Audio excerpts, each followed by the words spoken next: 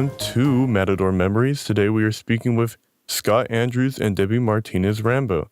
Scott Andrews is a professor at the American Indian Studies program at CSUN, as well as a professor of English. He is also the director and faculty advisor for the American Indian Student Association. Deborah Martinez Rambo is a retired educator, communicator, and artist. She has worked at Phillips Graduate University and has worked as an elementary school principal. Both of you, thank you for making it to the podcast. Thank you for inviting.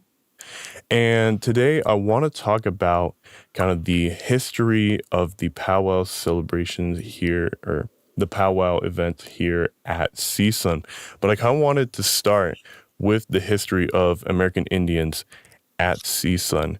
Now I know that the land that CSUN lies on is part of the territory that belonged to the Fernando Tataviam Band of Mission Indians. Do you think you guys could go into their history a little bit?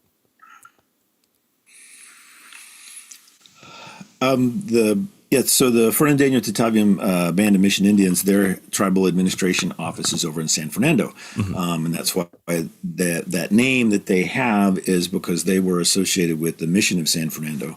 And you find that consistent in California, where tribes kind of got renamed, or at least named by the dominant culture according to which mission they were associated with. And that association has a lot of negative connotations in that sometimes it was forced labor, forced relocation to live at the mission or where the mission was, etc. And so you see increasingly more tribes, I think, are moving away from that naming, right? They don't want necessarily the mission to be part of their name. They want the name in their language.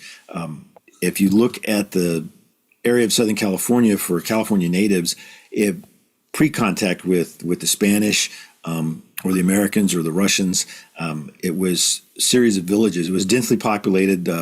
California was a really densely populated part of the continent before colonization, and many villages throughout. And so some of those villages show up in place names like Tahunga. I think is the place of the old woman. I think in the language, Malibu is a Chumash word or derived from a Chumash word. You see these names, Cahuenga, any of those place names that end in unga, that's going to be an indigenous word.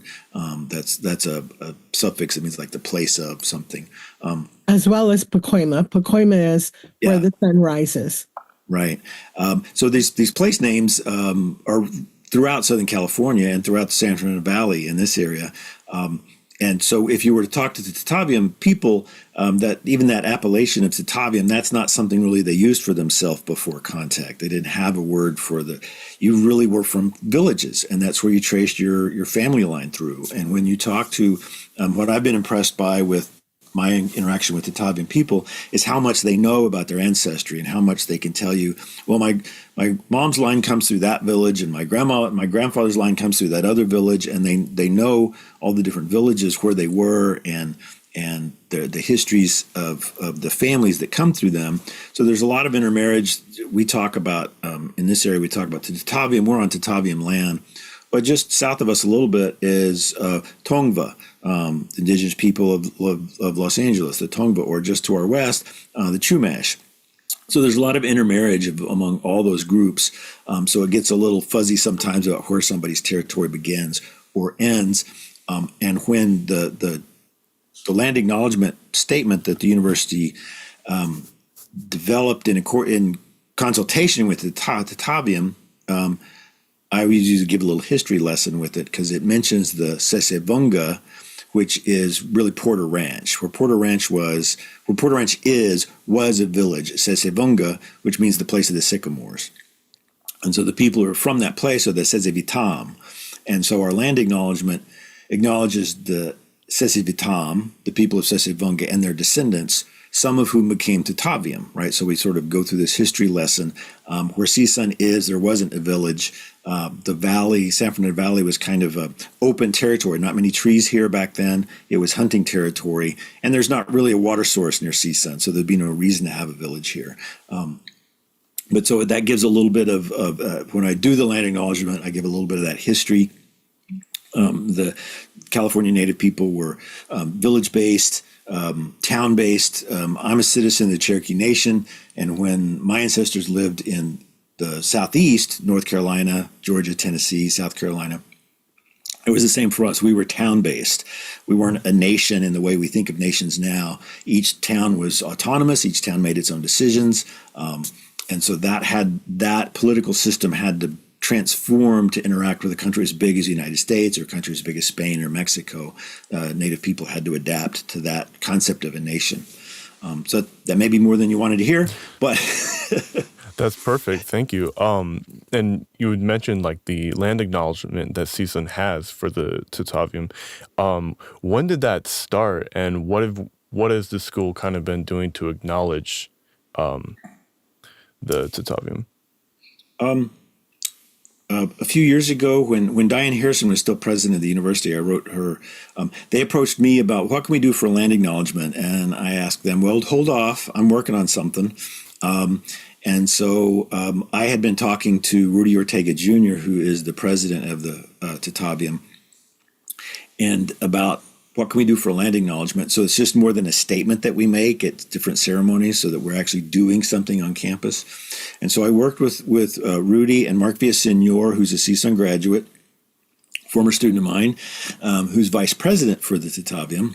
And I also talked to Pamela Villasenor, Mark's sister, who's also a CSUN graduate, and who right now is the executive president for PUCU, which is their social cultural services branch of the tribe.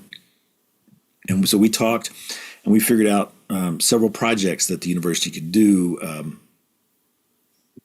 The art mural that just got debuted in the library was one of those things. Let's have a mural that acknowledges CSUN's existence on Tataviam land and in the history of the Tataviam so that students, when they're studying, can see this. I graduated from the University of Oklahoma, and I have a lot of fond memories of the library at OU and all the history that it embodied. And so I wanted students who study in the CSUN library to come away with something similar. They'll remember that mural for years to come. They'll possibly be able to remember how to pronounce Tataviam, and they'll know the people who were here. We also proposed indigenous plant zones on campus, like area for deergrass, area for sage, things like that. That hasn't happened yet, partly because Nat Zappia, who was the director for the Center for Sustainability on campus, passed away very suddenly.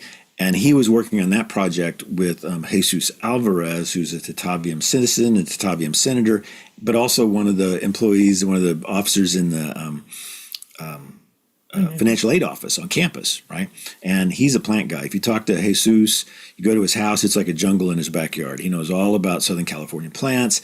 He's a plant guy, and so he and Nat were working on that. That's kind of taking a step back with Nat's passing. Some naming on campus of maybe a building. We haven't done that yet.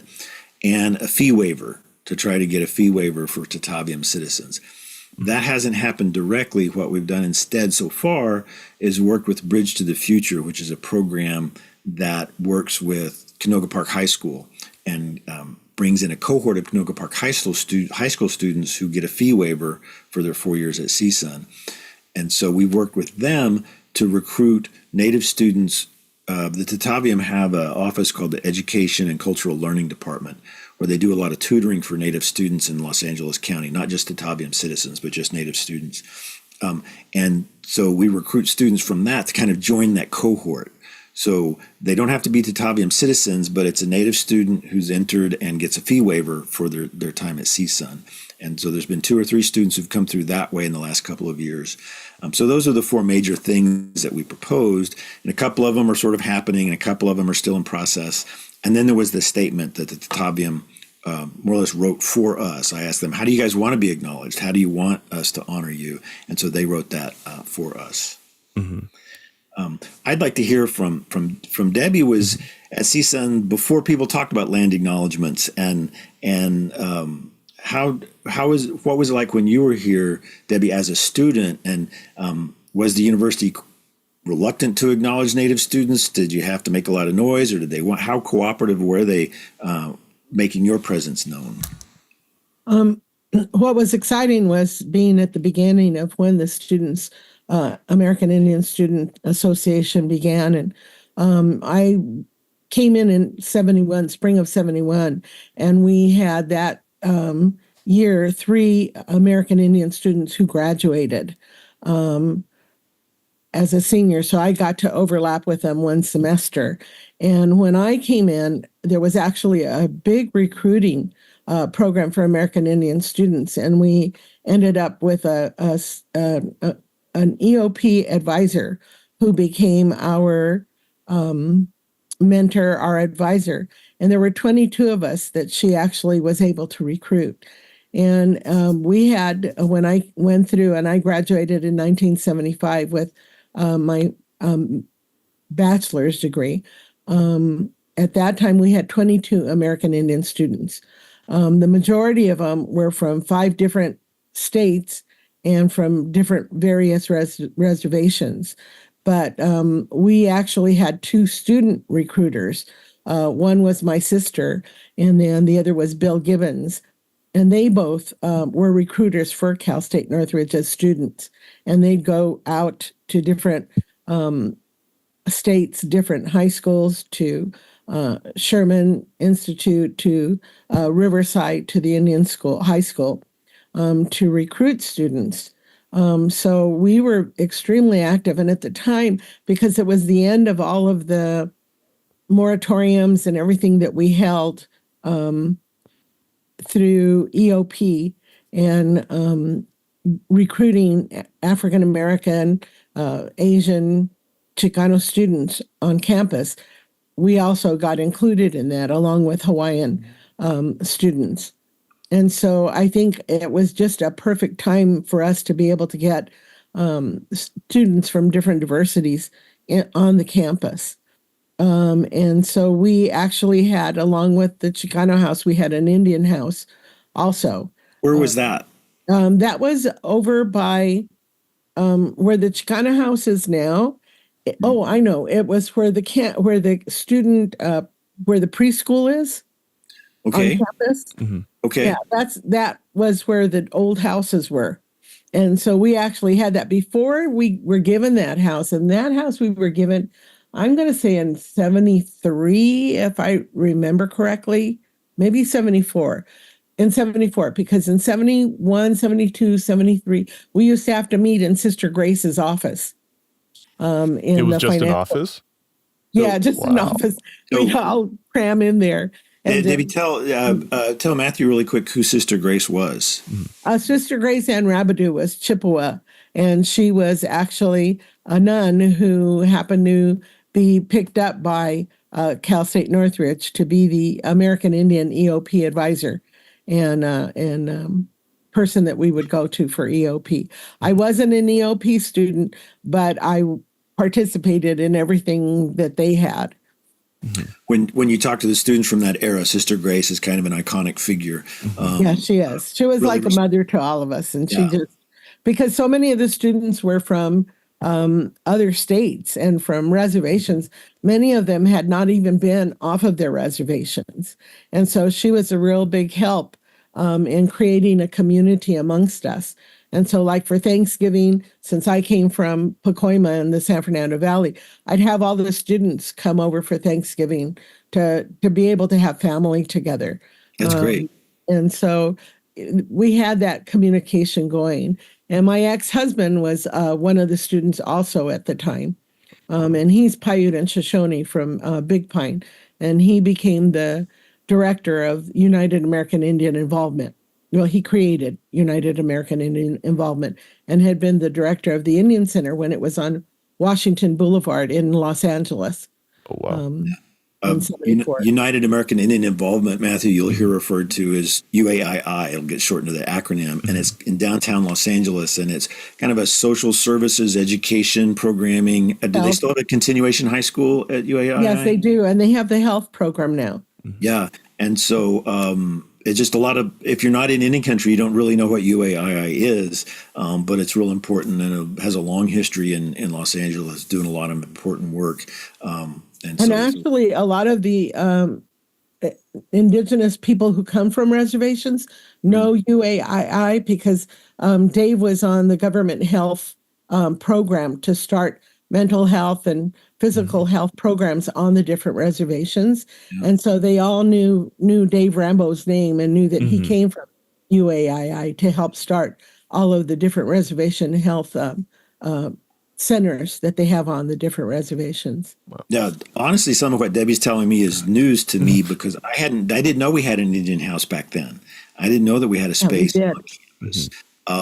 I'm jealous of what she's talking about with EOP having so many resources devoted to recruiting Native students because now we don't have that, and we've been not that EOP is great. I love Shiva Parsa. She's the head of EOP. She's a really good friend to American Indian Studies. EOP helps fund the tutors that we supply to the Tataviam to help with their after school program, all of that. But we don't have an EOP. EOP stands for what? Educational Opportunity Program. Right, correct. We don't have an EOP advisor devoted to Native students. We had one for a while that was like half devoted, and he passed away, but we haven't been able to get them to devote those resources to have someone whose their sole job is to go to the high schools once they're here, advise them, keep them here, etc. Because Native American people make up like 1% of the whole population of the United States, but far less than 1% of the college population. Right. And so they're underrepresented in that regard. And having resources in EOP would be wonderful. I'm jealous of that era that Debbie's talking about. And actually, at the ACE American Indian Program board meetings, we've been discussing that and the importance of what that plays in recruiting more American Indian students on campus. So the last two monthly meetings, we've discussed it. So what Debbie's referring to is she's on the like an advisory board for the American Indian Studies program. She's one of the community members. Are you an alumni or a community member or both? Sort of what's both kind of. And so the current director is Teresa Williams-Leone. I was director for about a decade, and I'm in the process of retiring. And Teresa Williams-Leone, when she came in, she kind of expanded the board to more consciously include community members and alumni, et cetera. And so Debbie's always been a friend to me and helped me with the powwow and other things, but I didn't have that official role for her. And so Teresa and her wisdom created this kind of official role for Debbie and some others, which is great, which is wonderful. It was a great idea. I should have done it a long time ago. I did want to ask, actually, you had mentioned the powwow. How did that get started? Because obviously later the American Indians program started, and then I believe the powwow, the annual event started happening because of that. Can you guys tell me how that started and how it's kind of evolved? It's still happening to this day. So that would be Debbie. Yeah, as students, I'm sorry, mute me for a second. Oh, okay. So while she steps away, so are we gonna pause in the recording? Are we gonna edit this after? We'll edit this after. Okay. Is that okay, Brian? Yeah. All right, cool. Yeah. Here she is. All right, cool. We're back. We are. Sorry about that. All right. Yeah. So in '78, at that time, I was getting my first master's degree there on campus at CSUN in education, elementary, in bilingual cross-cultural education. And so I was still an active student. And at that time, we decided to do a powwow, but it was not a powwow for the community as much as an exhibition powwow is what we called it. And we invited, UAII sponsored it with us. I'm sorry. The Indian Center of Los Angeles. Southern California Indian Center, or the Los Angeles, okay. The one that was on Washington, because that was Dave's last year as the director of the LA Indian Center. And so they sponsored it along with UCLA, who had another alumni from Cal State Northridge. And so he agreed to bring dancers because they had following how we recruited. He did a fabulous job at UCLA recruiting American Indian students. And so they had a troupe of about 5 dancers that would go out and do exhibition dancing at different locations. So they agreed to come out, and we held it which is really funny because in front of the Oviatt Library was grass at the time. I think they had just opened. I'm not sure. I don't quite remember, but they had opened already, Oviatt Library. But in front of Richfield, and we used to just call them the Sierra Hall buildings at that time. And so when the Richmond building name came up, it was like, where is that? I said, we're in front of where the elevator is of the Sierra Hall building, because in there was the Chicano Studies department. And so they worked very closely and supported us as American Indian students. And we were able to cross different program requirements to be able to get our minors and majors classes into them. And so we ended up having one day, all day, starting in the morning until about 5 o'clock at night, a powwow. And that's where the birth started. And then from there, we went to the field out off of Zelza, where the gym is now, the new, I don't know what you call it. But Oh, the then SRC. The SRC, yeah. Oh, and then they also have the soccer field like across from it, yeah. Right. Well, that was all grass. And so we held a 2-day powwow out there. Wow. And I know that you had mentioned Tony Hawk, and it had been years since I heard Tony's name when you mentioned him earlier, Scott. But that's where we held the powwow and had a 2-day over Mother's Day. So it was considered a Mother's Day powwow for 2 days, Saturday and Sunday. She's referring to Tony Littlehawk, who's a dancer, not Tony Hawk the skateboarder, but Tony Littlehawk, oh, no, Tony the Littlehawk. fancy dancer. And a little bit of what Debbie's talking about is the powwow has been much traveled on campus, right? Yeah. The first event that she was talking about was held there in Sierra Quad, right, in the central part of campus, and then she talked about them moving over to what is now the Student Recreational Center, et cetera. When the powwow went dormant for a while in the 90s, and then it was revived by a set of students around 2002, and we held it where the Soroya Performing Arts Center is now, right? Correct. And then we moved over to what is the Orchard, right? The what was called the Faculty Club. Correct. and then we moved up to the north side of campus, across from the Chicano House and what is now the Central American Studies, American Indian Studies Community Center. We call it La Casita. It's the little house, right? Now that's a bit, we keep getting sort of moved as they build a new building. We have to move the powwow to a different place. And now the powwow is back where it began, right? Okay. Now it's back in the quad where it first began. And when we first started looking for a space to have it, I went to the dean and I said, look, you guys keep kicking us out of wherever we have the powwow. And she says, well, we would like to have it back in the heart of campus again, where the first one was. And so that's hopefully our permanent home is there in the quad. It'd be nice to maybe have it at the athletic fields because of the lighting, et cetera. But I like having it right in the heart of campus too. It's a nice message, right? Mm-hmm. I think for a little bit we even went out to the Devonshire Downs. Oh wow! Okay, if I remember correctly. So Matthew may not know there used to be a horse track here in San Fernando Valley. Devonshire Downs was a horse race. Oh wow! Here in I've never seen it, but I've never seen pictures of it. I still want to get pictures of that Indian house that Debbie was talking about. We need to get some pictures, find some pictures of that. Of course. I wanted to ask because you said when it was the first powwows, it was more like you said exhibitionist Correct. type of event. It was called an exhibition powwow. Yeah. How did it kind of evolve? Because as Scott was telling me, I think the last time we talked, it became kind of a way for a lot of American Indians from all over LA County to just come together, because they're spread out across, Los Angeles County. Was that kind of a surprise to see so much more people come, or was it something that kind of you guys figured out like, yeah, we should be, I guess, attracting as many people as we can? I imagine that first one was for students, wasn't it, Debbie? Not really for the community. Was for students and family and inclusive to the entire CSUN community.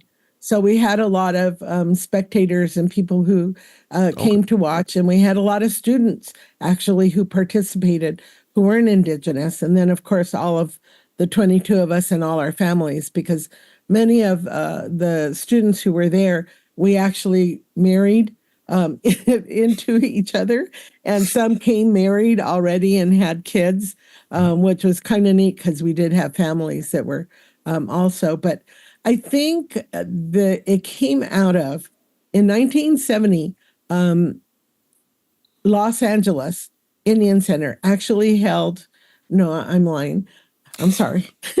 In 72, my second semester, they actually held their first powwow in the Los Angeles area. Powwows have been a big part of the Indigenous communities for all nations for years.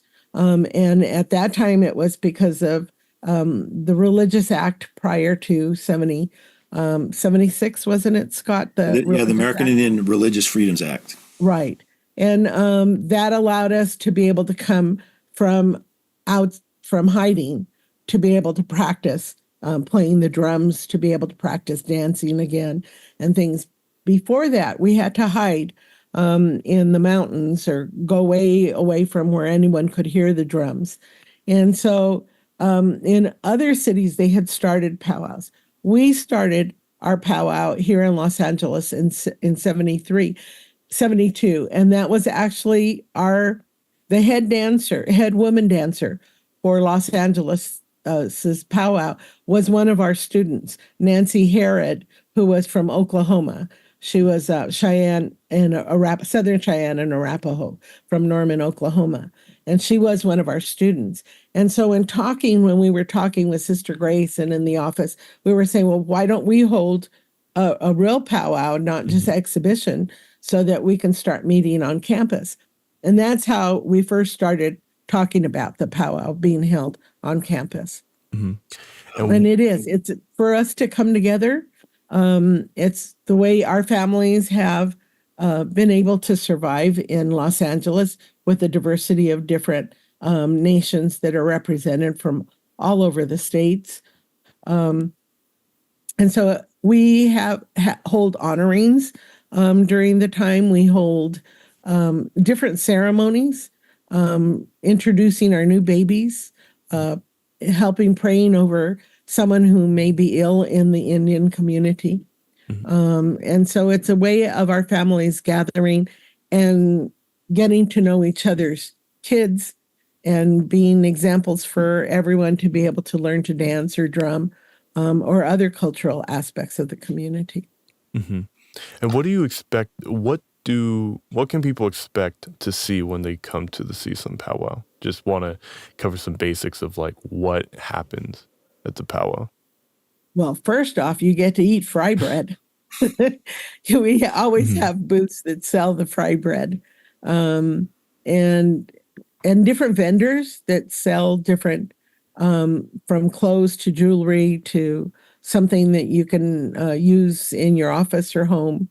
And so we have the vendors, and then we have, of course, our drummers and our dancers who come. You'll have an MC who actually does all the announcing, allowing people to know what's going on in the circle, reminding them to get out and take a look at what the vendors have to offer. And so yeah, like Randy Pico, he's our MC. He's a great guy from up north, but his tribe is down here, San Manuel. He's from that area, but he works up at Livermore in Northern California. But he comes down for the holidays, so we have him as our MC, and he does a great job of just like describing the dance that's being done right now. Here's the history of the jingle dress. Here's what a fancy dancer does, just to tell the crowd. Like, so some of the powwow is educational for the non-native people. The powwow is educational. Learn the history of the dances, and one of our goals, of course, is to demonstrate to people who don't know already that Native people exist and flourish today and have families and lives and are important parts of our community today, right now, not in the past, not in a history book, not in an old movie, but right now.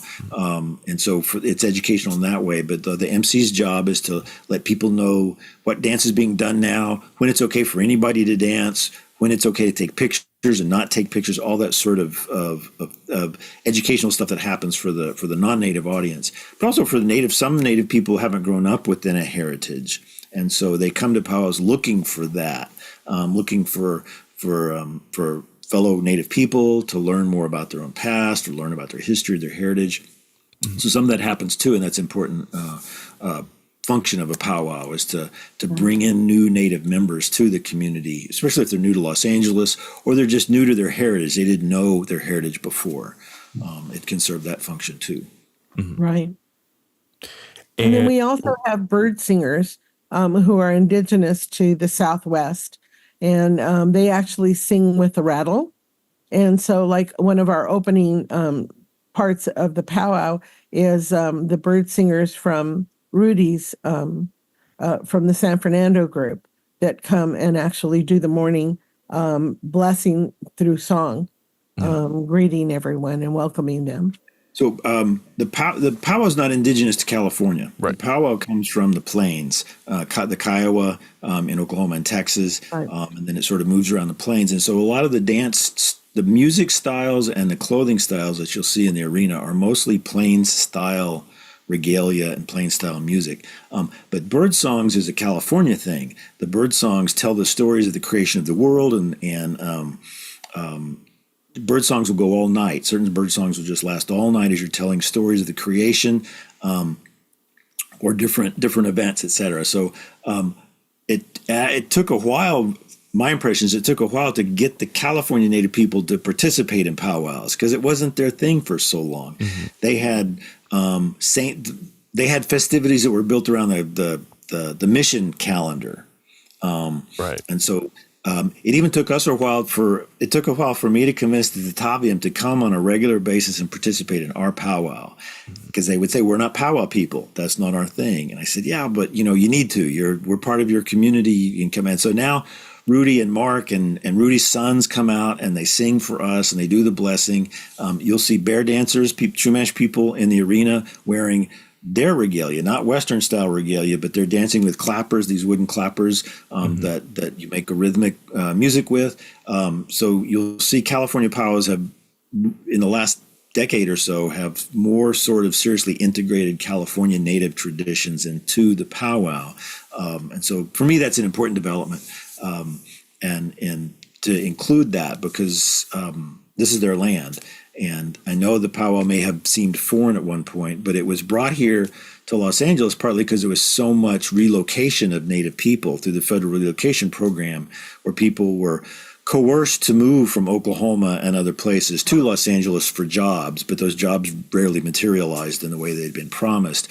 And so powwow became this intertribal way to get together and to be with people who understand you and get you and know your family story and know your history, et cetera. And so the powwow arrived in Los Angeles in probably the 50s or the 60s is when it would have begun, mostly by what we would call diasporic Native people who had been removed from their homelands to California.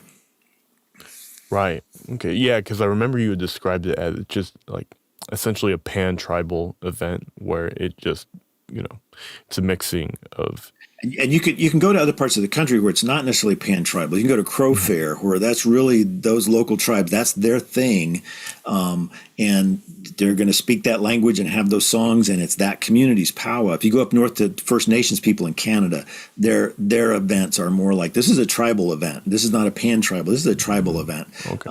In California, it's mostly, like I said, pan-tribal. I think when you and I visited earlier, Matthew, we talked about a movie called The Exiles. Yes. Which filmed around 59 to 61 or so by a student at UCLA.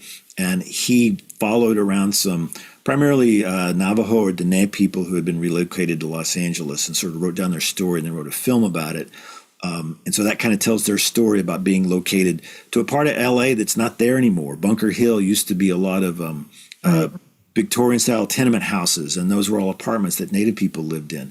And you go down, there's a really cool scene where one of the women is walking through Grand Market. What's the market downtown called? Grand Central Market?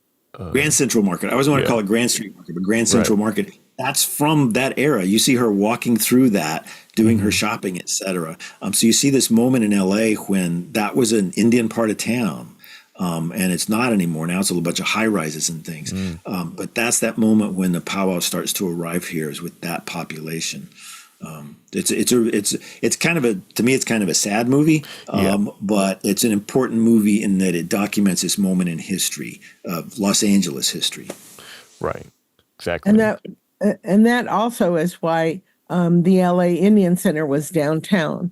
Yeah. And also UAII started on Winston, which was downtown, because the Skid Row area is the second place that Indians ended up being, which is why we're called urban Indians, because it was really urbanized there downtown.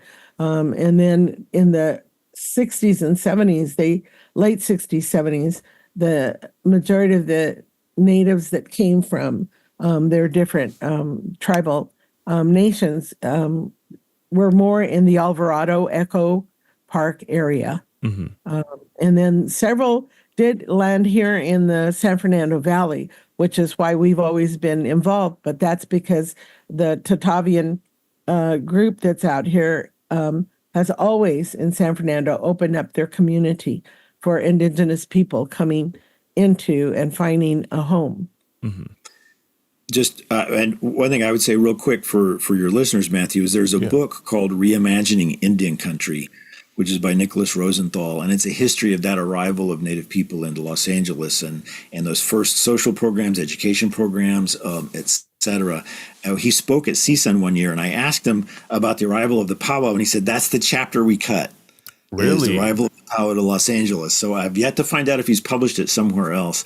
But it's a really good introduction. Why? Yeah, it's a really good introduction to how that population came to Los Angeles in their early lives, whether it was working as stunt people in Hollywood or the different Which many did, right? The different social groups they had to form, right, to try to hold their communities together. What's interesting about the book too is, and interesting and sad, is how little there is about Native Californians in the book.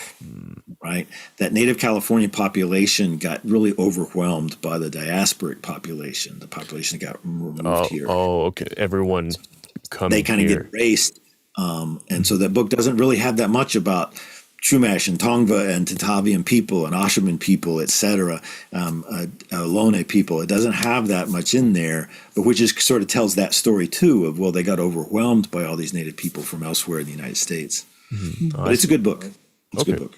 Absolutely. I'd love to put a graphic of it for the viewers. And I just wanted to ask, how is CSUN continuing to, I guess, acknowledge the Native American tribes in our area? And do you see other schools doing similar things, other universities? Well, I mean, the biggest powwows in California are at the casinos. Oh, okay, I see. The next biggest powwows in California are at the universities, and it's hard. There are powwows in Los Angeles County that are not university based. The UAI does one now. The Native American, the NAI, I forget what the acronym is, but the Los Angeles County Commission for American Indian People, they have a powwow, et cetera. But the biggest ones are at the campuses now. That's an important function for these universities to serve, I think, is to, it's really expensive to put on a powwow. And for insurance reasons only. Well, campuses have blanket insurance policies. So that makes campuses a great place to have a powwow because it cuts down on the costs. But it also gives a focus for the students.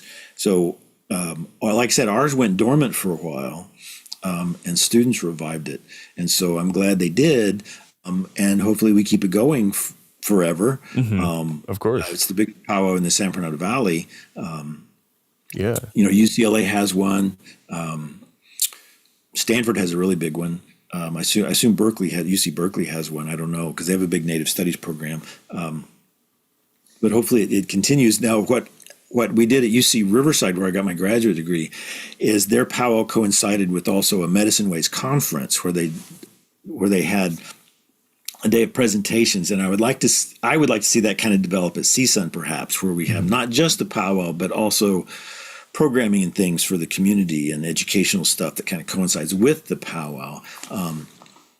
because it needs to evolve. It needs to change with the times and the people. And Debbie can talk about bringing new people into the arena. The young people aren't dancing as much as they did in the past. Oh, really? And so sometimes we have a hard time finding a new head boy or a new head girl because they're just not doing it as much. So it becomes important to kind of bring new people into the circle.